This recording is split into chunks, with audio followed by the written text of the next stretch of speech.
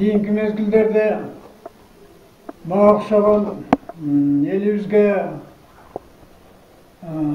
аздыр көптүр өзүнүн мындай иштеген эмгек жолун, элге карата болгон мамилесин ушуларды чагылдырган көп эле инсандар бир эстелик катары көп нерселерди калтырып китеп жазып калтырып жүрүшөт. Мен дагы өзүм жазуучу болбосом дагы ушул кийинки эли журтума, балама карама мындай бир эстелик болсунчу. Менин басып өткөн жолумда ушул балдарым, неберелерим, чөбөрөлөрүм дайыма бир окуп, биздин атабыз, чоң атабыз ушундай адам болгон экен деп эсинде калсынчы деп ушул китепти кыскача эстелик катары өз колум менен жазып койдум.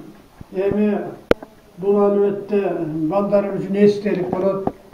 Кудай Таала канча жазып берет ошону жашайм го, бирок балдар ушул кийин ушул китепти окуп, чоң атабыз ушундай болгон экен деп калсын деп ушул китепти аздыр көптүр колуман келишинче жазып койдум. Эми Кудай Таалам балама карама эл журтума жакшылык келечегин берсин.